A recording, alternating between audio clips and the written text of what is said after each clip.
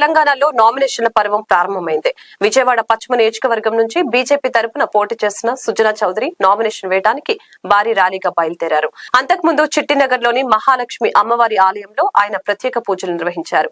అనంతరం ర్యాలీగా బయలుదేరారు. కూటమికి చెందిన వేలాది మంది నేతలు, కార్యకర్తలు ఈ కార్యక్రమానికి తరలి వచ్చారు. ప్రచార రథంపై దివంగత ఎన్టీఆర్ ఫోటోను ఉంచారు.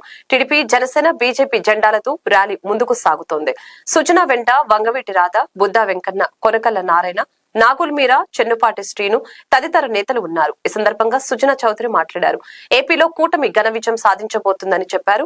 విజయవాడ వెస్ట్ లో తన విజయం ఖాయమని ధీమా వ్యక్తం చేశారు. వైసీపీ పాలనలో పేద మధ్యతరగతి ప్రజల జీవితాన్ని తిరోగమనం పట్టించారని మండిపడ్డారు. ఈరోజు ఏప్రిల్ 18, 2024 విజయవాడ పశ్చిమ నియోజకవర్గానికి ఎమ్మెల్యే అభ్యర్థిగా, భారతీయ జనతా పార్టీ అభ్యర్థిగా, జనసేన మరియు తెలుగుదేశం పార్టీ మద్దతుతో నేను ఎమ్మెల్యే అభ్యర్థిత్వానికి నామినేషన్ ఫైల్ చేయడం జరిగింది. మొత్తం నియోజకవర్గం మొత్తం ప్రజలు బ్రహ్మరథం పట్టారు.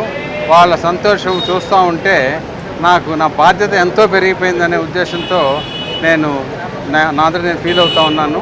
అలాగే రేపు గెలిచినాక ఈ నియోజకవర్గానికి చేయవలసిన పనులు చాలా ఉన్నాయి. అంటే అవి నియోజకవర్గం స్వతంత్ర భారతదేశం వచ్చినాక విజయవాడలో ఇంత దుర్భర పరిస్థితుల్లో ఈ నియోజకవర్గం ఉందంటే డెఫినెట్గా ప్రజాప్రతినిధులు పూర్తిగా దీన్ని వదిలేసినట్లుగా ఉంది.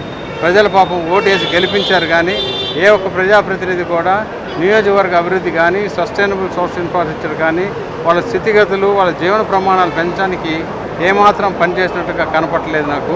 ప్రజలందరికీ కూడా ఈ 5 సంవత్సరాలు నేను ఎమ్మెల్యేగా ఉన్నప్పుడే కాదు, నా జీవితాంతం రుణపడే విధంగా నేను పనిచేస్తానని చెప్పి మనవి చేసుకుంటా ఉన్నాను.